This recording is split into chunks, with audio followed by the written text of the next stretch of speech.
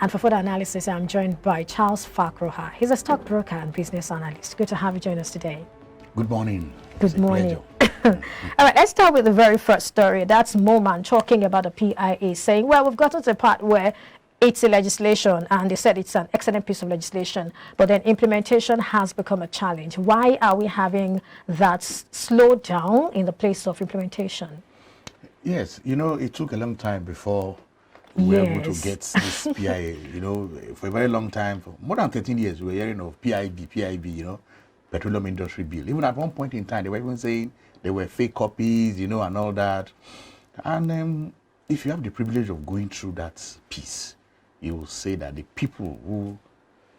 stakeholders did a lot of work, because that's, okay, no longer PIB now, PIA addresses everything in the petroleum industry. Of course, we know that things can occur here and there. It's an excellent piece of legislature, and we expect, for me, I don't expect immediate implementation. There are a lot of issues here and there need to be sorted out before they can begin to implement. But we have seen the implementation that started gradually. We saw NNPC now transforming to a private entity, which is also one of the governance issue in the bill. But coming to this subsidy issue, yes, in the bill, or in the act now, which is a law now, yes, states that there should be free pricing of petroleum product. There will be no subsidy.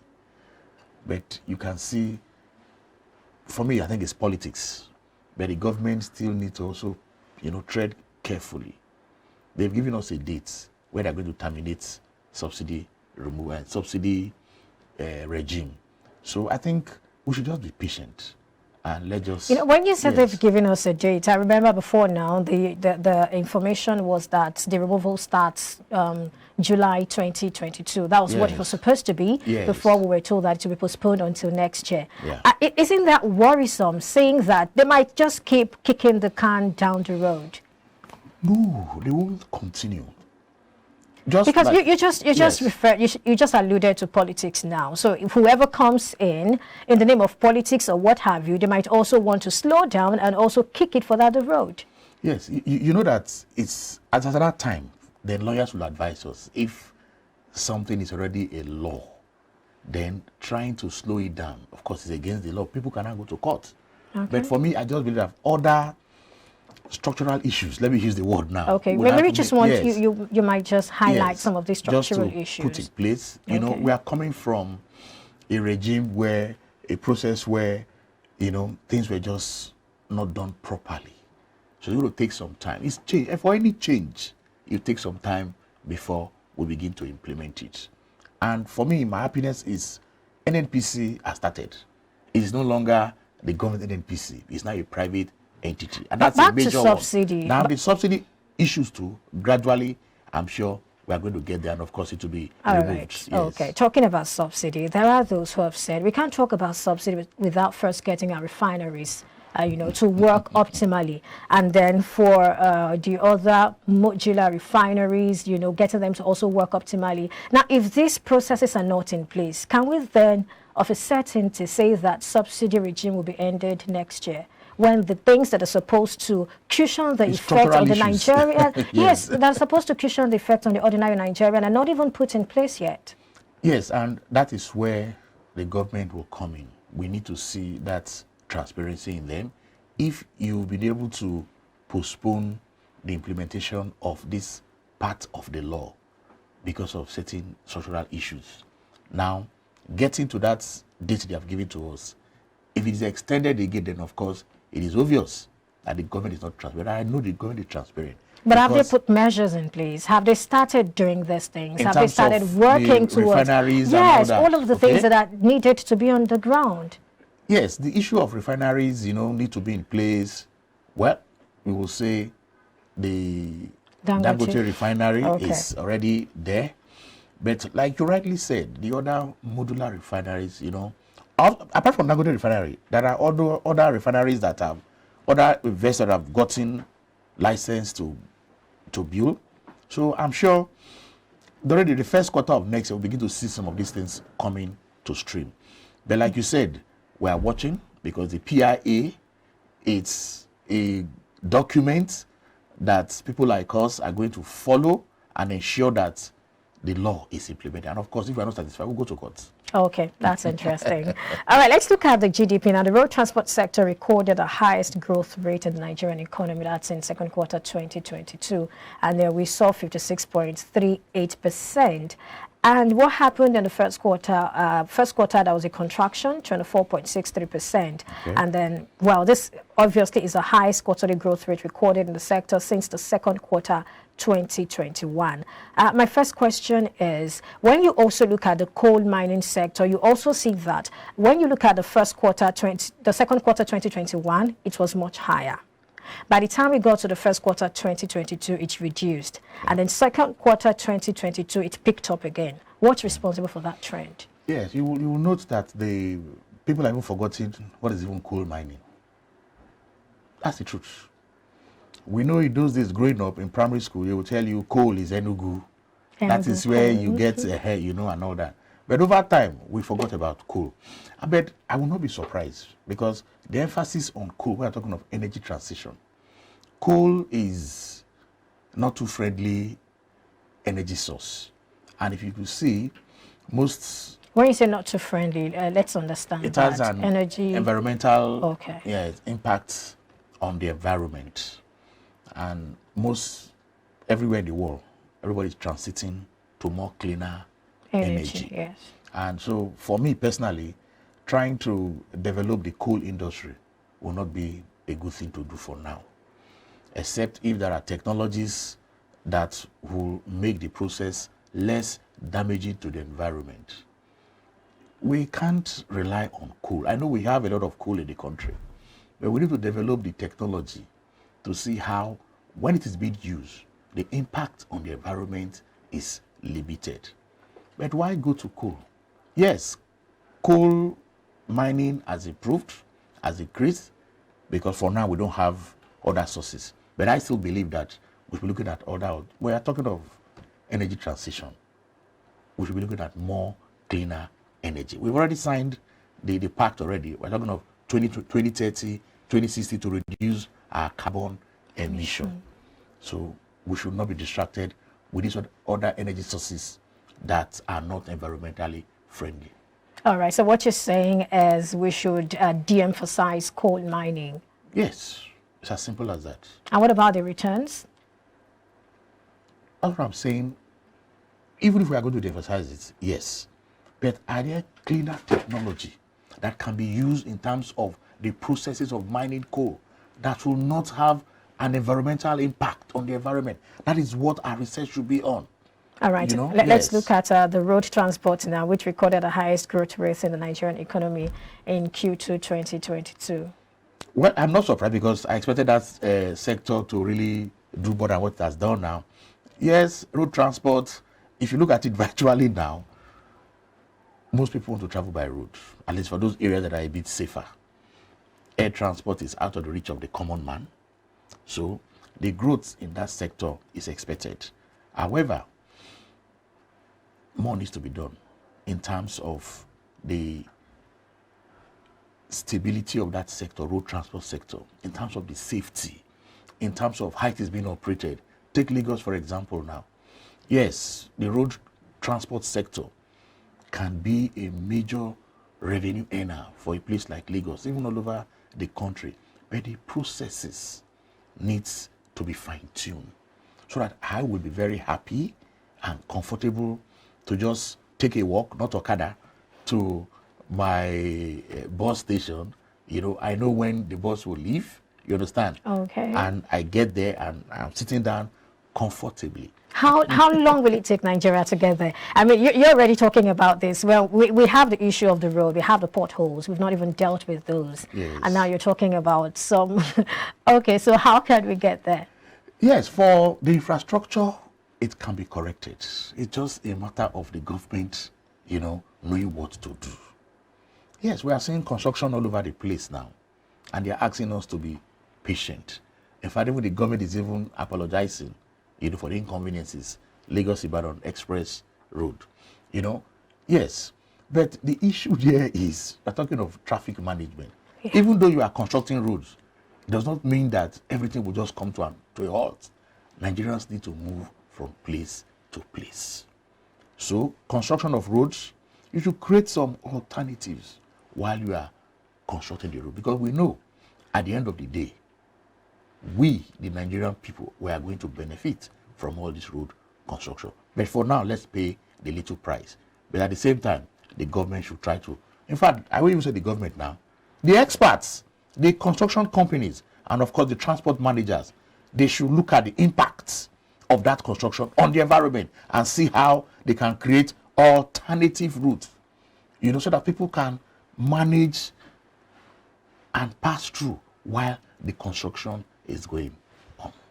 All right, let's look at tax credits now. Now, you know, when you talk about tax credit, that's given to companies. Aren't you looking at, okay, we may not leave all of this to the government. Maybe we need the private sector to begin to act. So what's your thought on that? Well, the private sector is already acting.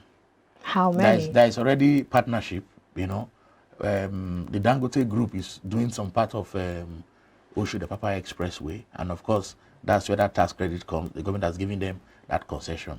And we'll just say more and more companies can come, you know, give them a road, they can construct, and of course, that will assist them in terms of their tax with the government. So I think a lot of collaboration needs to be in the construction industry. And we are seeing it, but just that it's a little bit slow.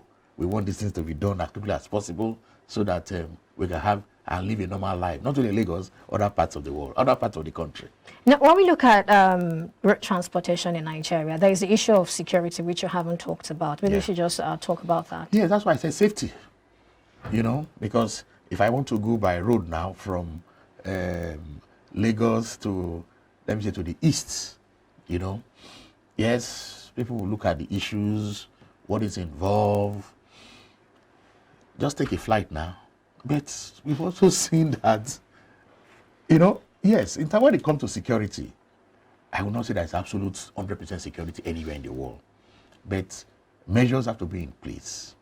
The highway patrol, Nigerian police, I think should be, I'm sure they are still there, but it should be intensified so that on major highways, we can see a lot of police presence, highway patrol. Then technology is also very important, you know.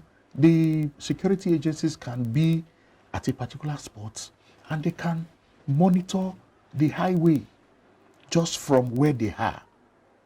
If we have all this in place, I think more and more people will be encouraged to use the roads, because just like saying somebody should travel from Kaduna to Abuja by road or Abuja to Kaduna by road. But of course, if you call some persons, they will tell you it is over-exaggerated that they still pass through that route, you know, that express route. But those of us who are not there, maybe in Lagos or other places, we might think it's a very dangerous route. But I think you can also see that there is a lot of police presence in that route now, in that express. And it should be extended to other major expressway in the country, especially in the east. All right, I think we'll stop it there. Well, let's move on to CBN now, urging people to embrace the e-Naira platform. Well, let's have your thoughts on that. Yes, a good development. It goes to, you know, create more options for traders, for e-commerce, will improve, you know, and increase. There's competition. It's good for everybody. It's good, yes. And of course, you know, one of the major challenges is giving my change. My change is not enough and all that. This will also take care of that. I think the CBN is doing everything they can to ensure that transactions, e-commerce, you know, is made so seamless and easy. You might talking to us about some of the positives of this e-Naira platform, some of the advantages that it probably has over some other platforms that would encourage Nigerians to embrace proper it. record keeping. We have seen that. Then we also have elimination of failed transactions, you know, with the e-Naira. Then, of course, increased speed of transaction. Yes, other platforms too, they have these benefits. But since this is coming from the CBN, I will encourage those merchants who are already there to continue, and of course, more persons who get involved in the use of the e-Naira. That is a government platform. Of course, government CBN provided that platform, and of course, learning from the other platforms. So I think it's a very good development. The benefits are enormous, as we have seen. You will not be talking about somebody has come to buy something from your shop, you know, and there is some change and all that. But with that e-naira, then those kind of issues will have been eliminated. Oh, well, one might say that even that is also, that's something you can also find on the other platforms. Yes, I said they also have it, but this is also an addition to it, and a lot of options for Nigerians. Merchants, yes. all right. But there is this thing, which is the fact that the e-naira does not encourage payout. Isn't that a disadvantage? Yes, I saw that. It's really a disadvantage. Yes. But we should look at the concept why it was set up. It's really for payment, you know. Okay, not for cash out. Not for cash out, exactly. So I think they are still within their objective. Well, let's look at Nigerians in diaspora. The remittance rose by 20.3% to $5.16 billion in the first quarter of 2022. And this, of course, is about the Naira for dollar policy of the CBN. Talk to us about this and how much of a solution it is, really, looking at the challenge we are having in Forex. Yes. We always say that it is when people have done something and it's looking so good, that's when government will come and see how to regulate it. Yes, people went abroad for one reason or the other, you know, and by the grace of God, they are doing so well. They had other channels of remitting money to their family members, you know, or to do something for them here in the country. Yes, and CBN noting that a lot of money is coming from these persons there. So let's see how we can also benefit from it. And they're encouraging the diaspora people to send their money using the banks, which for me, for record purpose, is okay. And just to encourage, as you can see the increase, because they're now saying, come transfer your money or remit your money through the banks. If beneficiaries here, if you come to the bank, these are the incentives we are giving to you. And I think that was done sometime last year, and today we are seeing the benefit. But my worry now will be the Nigerian government itself. Let us take pride in our people that are abroad. Wherever they are in this world, the Nigerian embassy or high commission should ensure that any Nigerian that is having issues anywhere in the world, the embassy should be the first port of call, and ensuring that Nigerians are protected all over the world. It's not only in what they bring that we should be interested in. We should be interested in their welfare where they are. Ensure that they also, you know, abide by the laws of their host countries. They do so well. They work like, I know Nigerians are not lazy persons. They're not lazy people. So wherever they find themselves, they can work very well. And we can see the benefits coming to the country. So the government should continue to be the watchkeeper of Nigerians outside this country in terms of their welfare, wherever they find themselves. Yes, the money they send to their people here is good. We are seeing the benefits, but we should continue to watch out for them. Don't allow Nigerians to be maltreated wherever they find themselves. All right, still talking about foreign exchange challenges that we're having in Nigeria. Apart from this, which a lot of stakeholders have described as laudable, yes. In what other way or what other ways do you think the CBN or the monetary and fiscal policy managers can, you know, help us shore that up? This is one aspect we have seen. Non-oil sector. We have always said diversification of the Nigerian economy. Some persons will tell me that the economy is already diversified. It's just that we don't pay attention to some other areas. And the government of the day is so focused on oil and gas. And we have come to see that there are other sectors that can do better than the oil and gas. It's just a matter of the economic managers currently today to look at it very well and see that, yes, non-oil sector, we should encourage exports. I was so happy I saw something in the news, agricultural policy. The government and even the US government is supporting Nigeria in terms of our agricultural policy. So we have vast hectares of land. We should go back to the land, cultivate. Then not just exporting raw agricultural products, but adding value. Processed. Process so that we get more foreign exchange from those our products. You know, talking about diversification, there are those who have said it's not only agriculture. Why is there the focus on agriculture, saying that the government is actually doing something to aid that sector? So in your own perspective, what are the other sectors you think are viable enough that government needs to begin to pay attention to so that we can increase what we're exporting? Yes, we've also seen the mining sector, you know. Even though you've ruled out coal. Yes, I've ruled out coal, yes. Because of the effects on we environment. have gold, yes, we have gold. No matter the products you are mining, you know, whether it is gold, whether it is copper, whether it's a metal, anything, the environment comes first. When you are mining, you must do an environmental impact assessment studies. You are not just there for the sake of diversifying the economy. You want to get revenue, you know, they could damage the environment. And you kill the people.